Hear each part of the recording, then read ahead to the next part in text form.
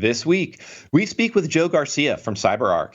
In the news segment, attackers take a dash for salt, a bad image for Android, a fuzzy border for security, a whisper of warning for hard-coded credentials, and more. Stay tuned for Application Security Weekly.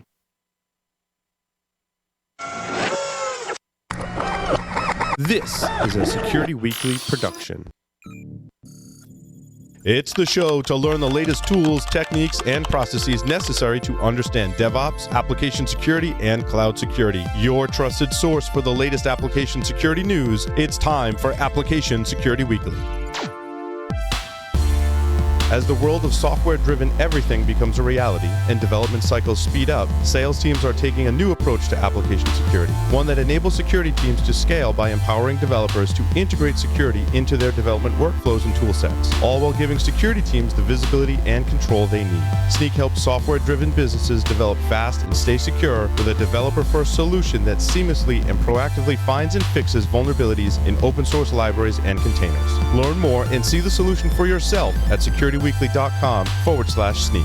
The question is simple. Have any of the systems on my network been compromised? The answer is harder than it should be. Enter AI Hunter. Active Countermeasures has automated and streamlined techniques used by the best pen testers and threat hunters in the industry to create AI Hunter, a network threat hunting solution that does the first pass of a hunt for you to identify systems that are most likely to be compromised and scores the results on a scale from 0 to 100. You can then research those systems in depth with AI Hunter. Focus your valuable time on the systems that need your expertise with AI Hunter. Sign up for a personal demo today at securityweekly.com/ACM. Welcome to Application Security Weekly. This is episode 107, recorded May 11th, 2020.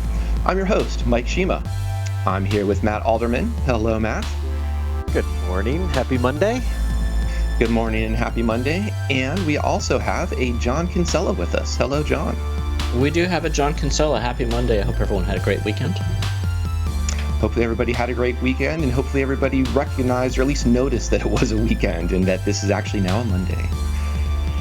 Join the Security Weekly mailing list by visiting securityweekly.com/subscribe and clicking the button to join the list. We will be starting to roll out our public Discord channel the next week or so, and our mailing list subscribers will get the first invite.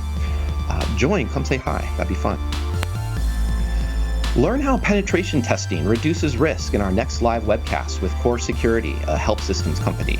Register for upcoming webcasts or virtual trainings by visiting securityweekly.com/webcasts. You can also access our on-demand library of previously recorded webcasts and trainings by visiting securityweekly.com/on-demand.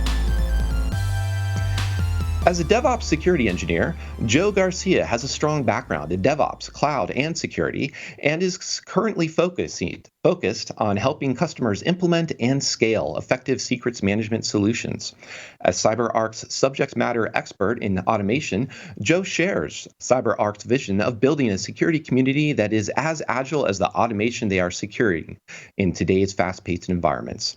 You can typically find him spreading that shared vision at DevOps events, conferences, webinars, podcasts, perhaps just like this one, and anywhere automation is a hot topic. Hello, Joe. Thank you for joining us. Hey, thank you for having me. I appreciate you guys inviting me on the show. Well, we're happy to have you here. Events now means anywhere virtually events, because physical events are done after Friday, pretty much.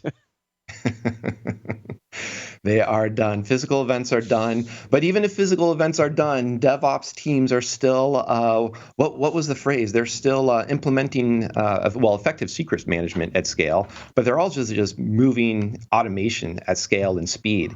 And I think, Joe, that was one of the things that you were really focusing on, or I think one of the things we wanted to chat about here is how can security make sure it keeps up with what developers are doing? And I kind of purposefully left what developers are doing kind of general, a little bit vague, since they're doing a lot and security needs to. Yeah.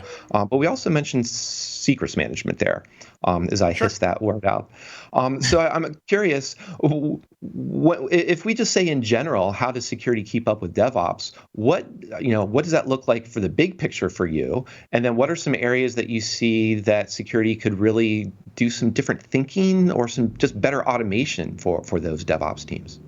Sure. Yeah. So if we all remember the history that security has when it comes to developers, we're we're not really liked. Me being a security guy in the past, before more agile methods were introduced, I wouldn't really typically figure out about an application that maybe I needed to scan or do some AppSec on until the point it was about to make it into production, because we were very concerned with what was going into production. There wasn't really that communication between developers and security at the time for them to really be able to work together. Developers saw us as the huge 10,000-pound bear that just wants to slow everything down. And today, with the more agile methodologies, oh my gosh, I am tongue-tied, methodologies, we now need to start dealing with them in a little bit different way. They have these preconceived notions, the developers do, of security, and they don't like us. So it all comes across first and foremost, I think, in our messaging, right? If we're going to go to a DevOps team or a developer team and talk to them or start to introduce the idea of security, we can't approach it like, hey, look, what have you guys got going on, where your secret's at? Like, let's start there and we'll start securing those. We need to approach them and be like, look, we understand you guys have shorter timelines now because you're doing things so fast and your release cycles are shortening and they're becoming a lot quicker, and you're more agile as a developer. How can security keep up with you and not affect you and still be able to do what we were doing before? Like, let's work together. Let's open the dialogue.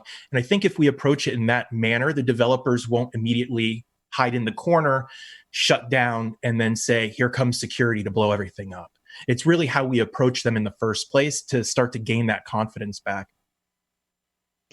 Joe, obviously we've been in this, some of us have been around the space for a long time, and we were always, security guys were always that department of no that always sat blocking the project from going out. But I think what you describe is true, because I think there's multiple ways, there's multiple options on how to secure applications these days. And if we take a very kind of inquisitive approach where we say, look, we know you've got secrets that need to be managed. We know security needs to get embedded in these applications. There's different ways we can do it. Let's find a solution that works for you as development and for us from a security perspective, and let's try to figure out how to integrate that. And I think it starts with that communication. I've seen a lot of improvement in this area over the past couple of years.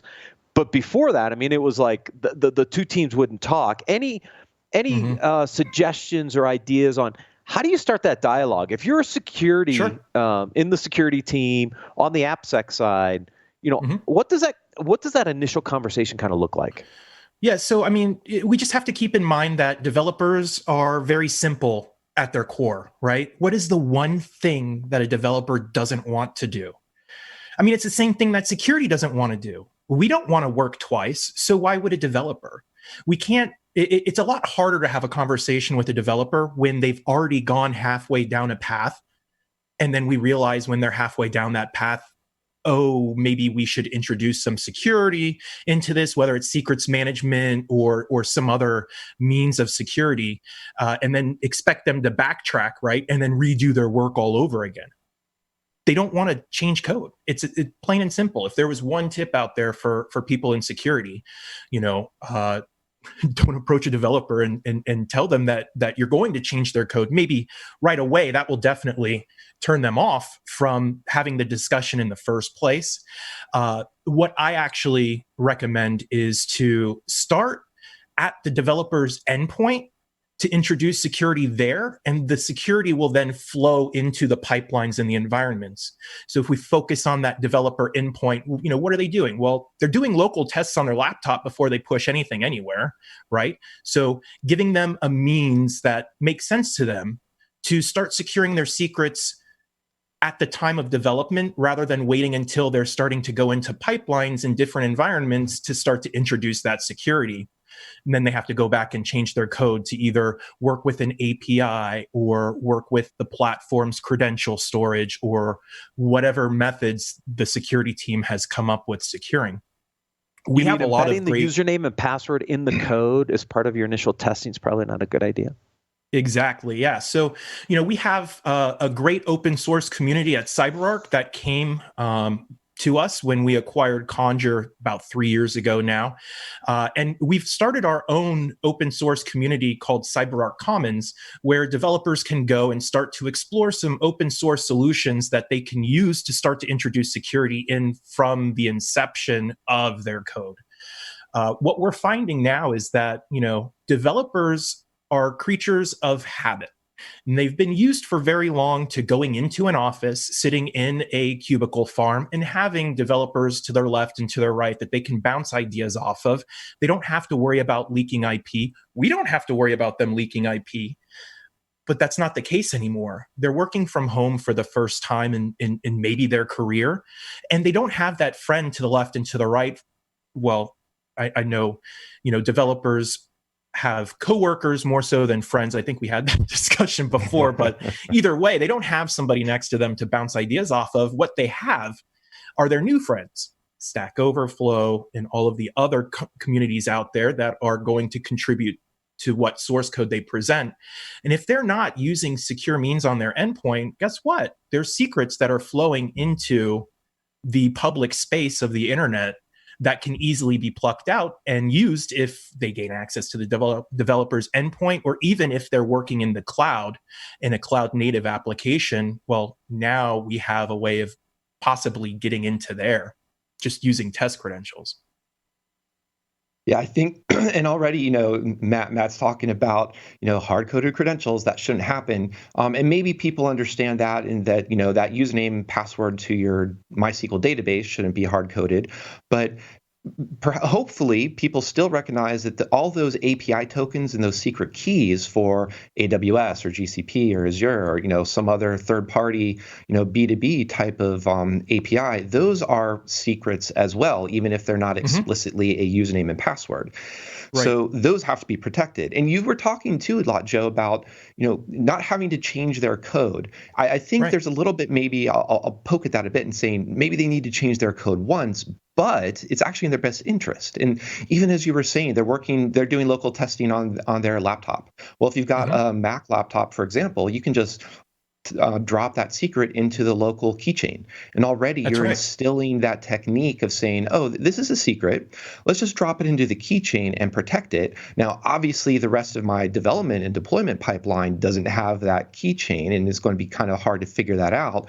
But I think where you're kind of going with that discussion with open source tools is that now you can actually do that. And one of the reasons I was jumping on that is that obviously, if you have hard-coded your credential, you got to change the code when you need to rotate those keys.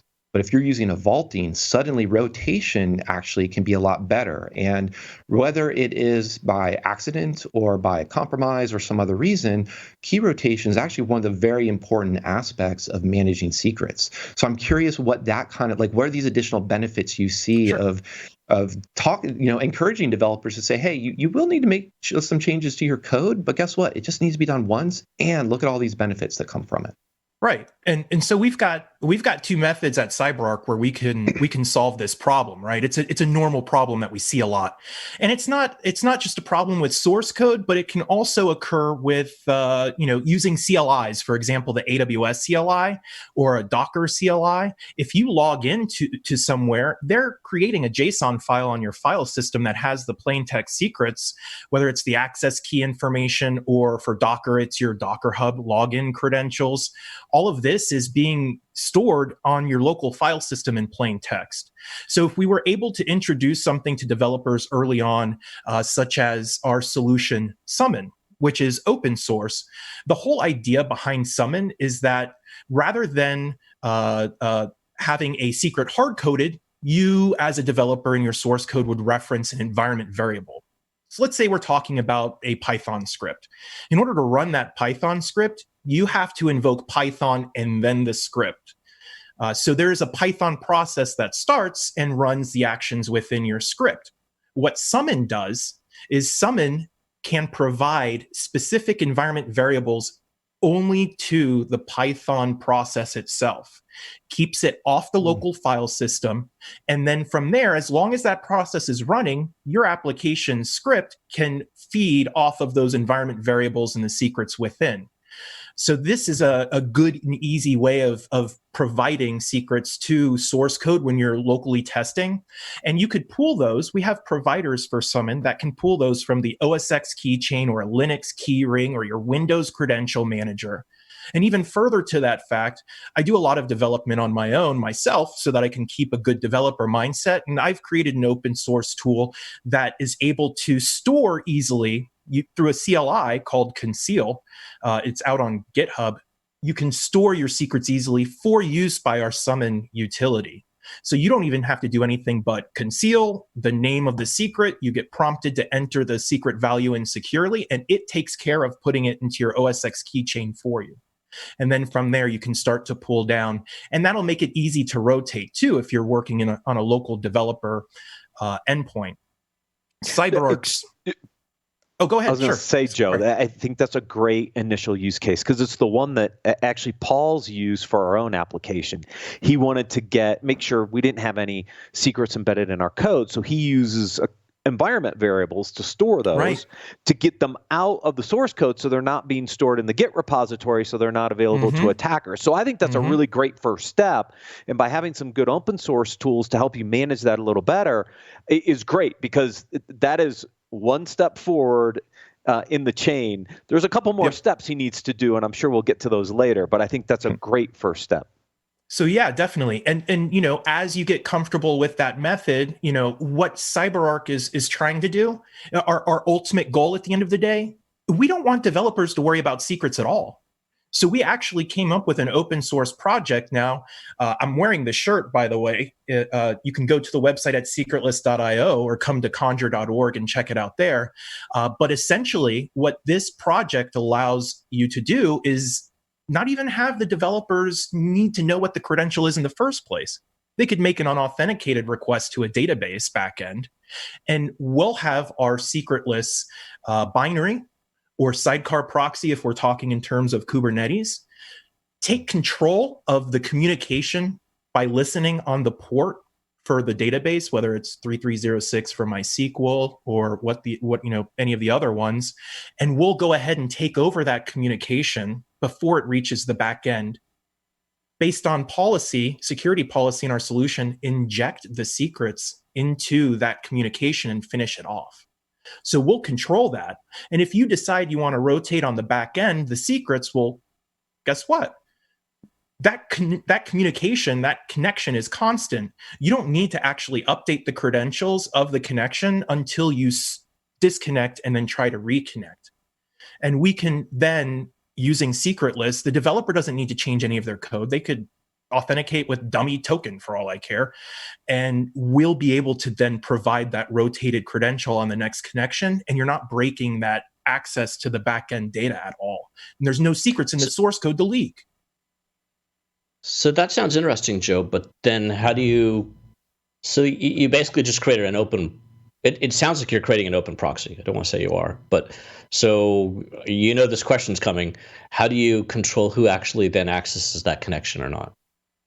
Right. So the application is done by listening to a Unix socket locally on the application. So if you have somebody who breaks into your Kubernetes cluster and can access the pod all the way down to the application level and then start messing with the Unix socket, we probably have to step back a bit and figure out how they got access to the cluster in the first place. So I'm not saying that it's a completely foolproof scenario. I'm just saying that in order to get to that point, there's a lot of other bad things that have to occur first. Sure. So at least you're not doing a TCP socket. Privileges in a container. Oh, sorry. Yeah. So yeah, we're listening over the socket, support HTTP as well. So if you deal with any service-to-service APIs or anything like that, we can also provide unauthenticated access to that. Definitely go to our website, check it out. It has a lot more information than I could even say in the few minutes that we have left in here. But I definitely wanted to bring it up and bring it to everyone's attention. It's gotten good feedback from Spiffy, for example. So if you're looking to be Spiffy compliant, we're working closely with them to make sure that we fall into their compliance guidelines. Actually, I have to interject too, because as somebody who's been playing Dungeons and Dragons for a couple decades, Conjure and Summon are already music to my ears and making me think of Yep. how we can tease some transmutation in here.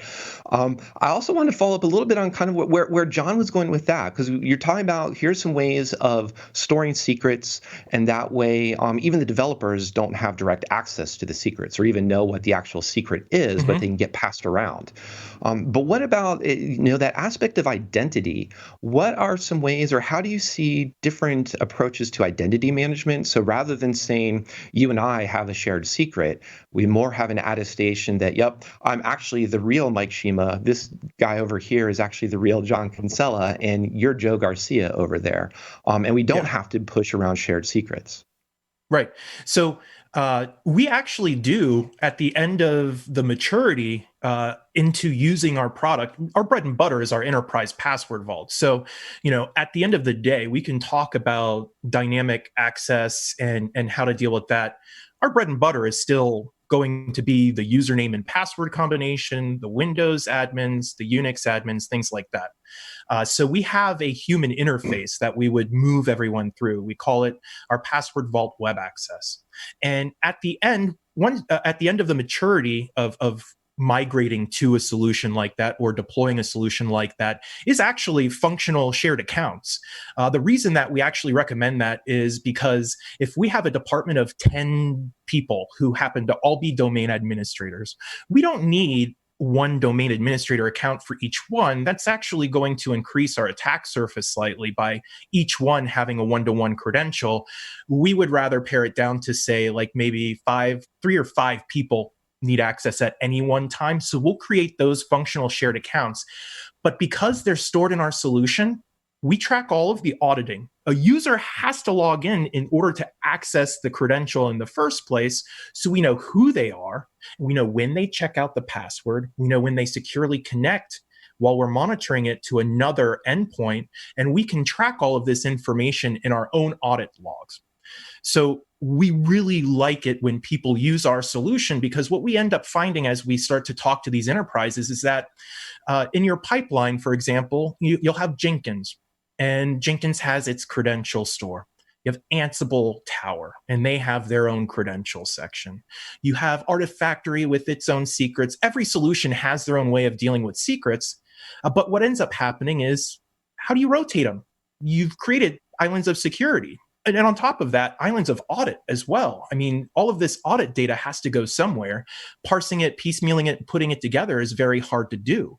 But if you're not monitoring your automation, then you've got other issues that maybe you need to start thinking about, because we're good at monitoring humans and stuff because we need to, but we just assume automation will always do what it can, or what it's told to do, when we're not really checking what it's being told. Has that changed at all? Has it not changed? Is it still relevant? So all of that is all a part of the core PaaS solution, our privileged access security solution. Yeah, I love that idea of security islands. As somebody who's also playing Animal Crossing, it can be cumbersome though to get people to invite you over to your island. Yeah, and it's not quite so easy. So yeah, there's definitely something to be said that you can coordinate secrets among all of these islands and rotate them. And we haven't really, I don't want to gloss over the fact that you've been mentioning auditing a couple times too. Because that's also important. Because I'll list off all the things I'm a fan of. I'm also geekily enough a fan of NIST SP 863 because they came out and said you don't really actually have to rotate your secrets, your password every 90 days just for the sake of rotation. Rotate them if there's evidence of compromise, for example. Right. And so here's where we're talking too. If we have a good way to audit and we can say, oh, only these 10 people in this group have accessed, this secret, or only our production systems have accessed this particular secret, we don't need to rotate it. And we actually have confidence now that we can say that a compromise, if it did occur, with higher confidence, it didn't compromise it, or it did, and therefore we actually will rotate and so on. Yeah, I think that's also meant to coincide with some sort of multi-factor authentication as well. Yep. So that you have 2 factors that you're authenticating with, and that way you can, be sure that everything is good. What we end up finding out is that a lot of our customers that we deal with on a regular basis, they start to go down that road of securing for that, or either PCI DSS. That's my audit background. I come from a financial before I worked for CyberArk.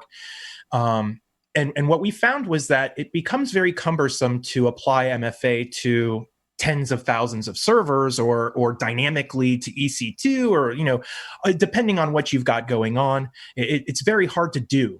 But what a lot of these certification and framework guidelines have started to accept is us as the MFA, so long as the access is secured through us.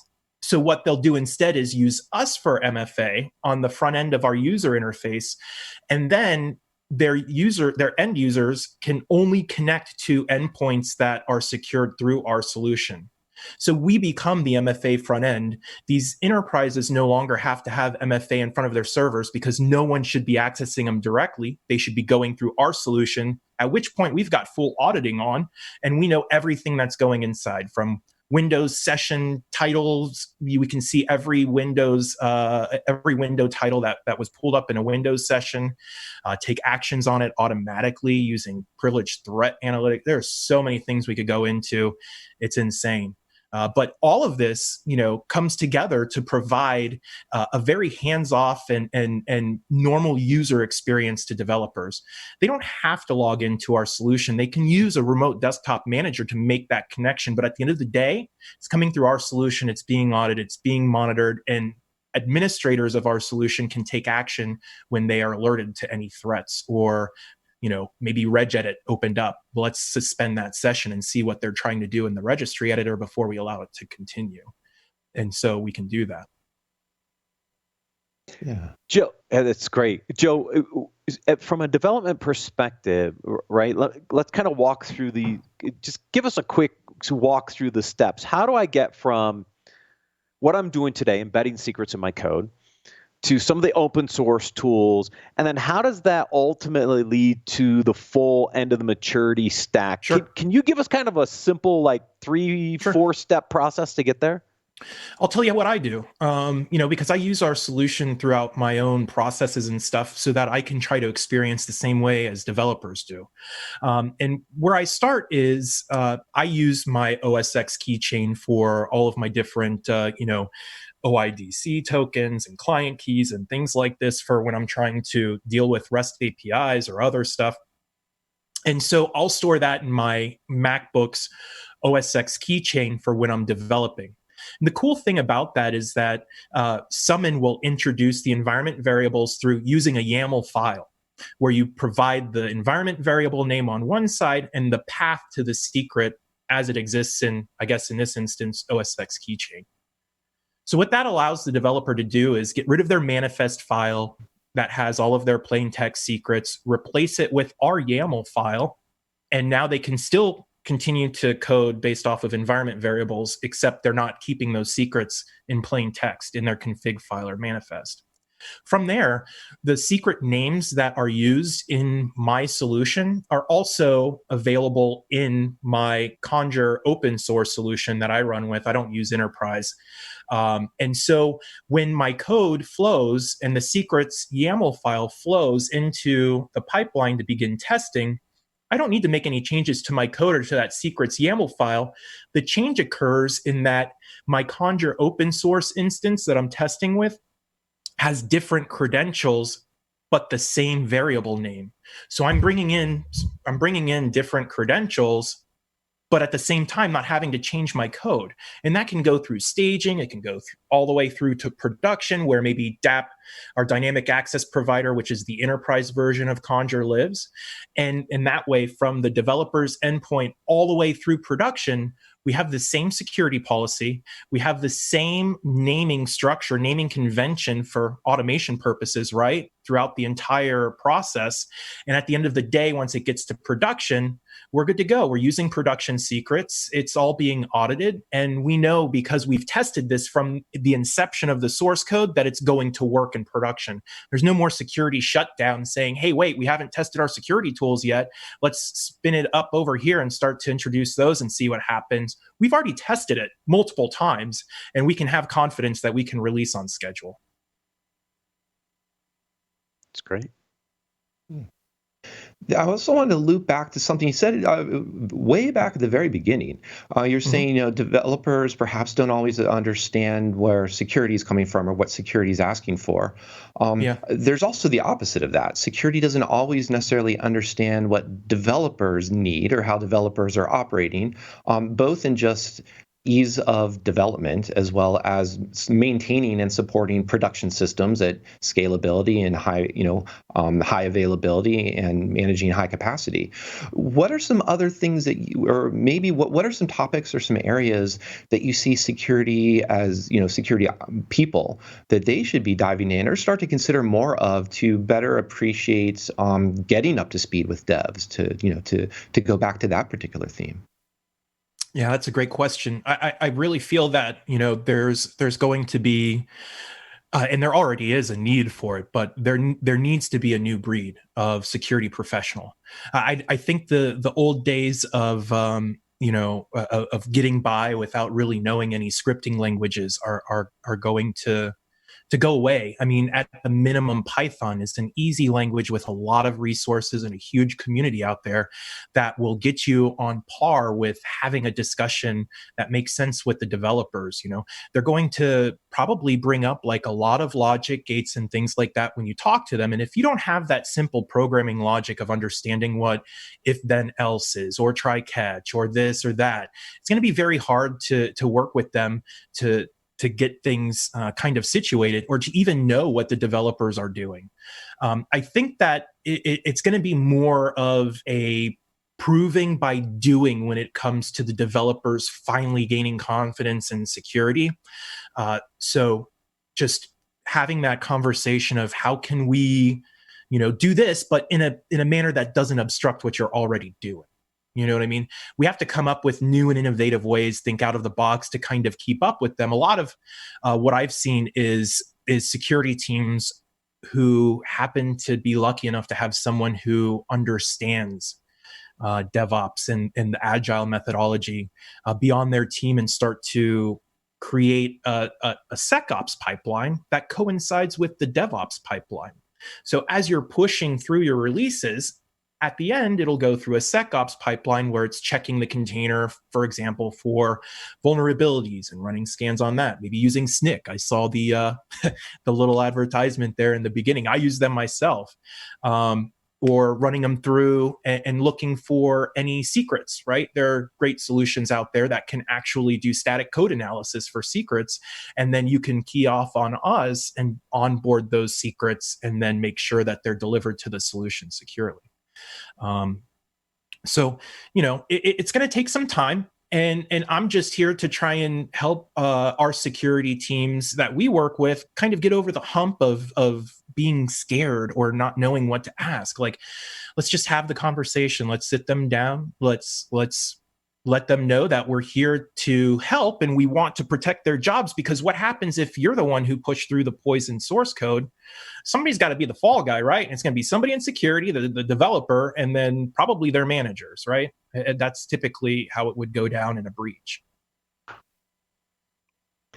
Well, I think the other thing too is you've also been, very much of this conversation has been focusing on how to bring in open source as well to help with that scenario. So with Conjure and Summon, Secretless, that's all been a great way to rather than just, it's one thing easy to say, well, we need to learn some Python, need to learn some scripting, and then here's an example of how to protect your secrets by using Keychain. And if we just pause the conversation there, or even worse, stopped there, we haven't really solve the problem, as you were talking about, with these islands of secrets and whatnot. So it's great to see this. So any additional things you want to highlight about those open source projects, or even for that matter, some areas where you'd like to pull in some more of the community to see them contribute to certain parts of it? Sure.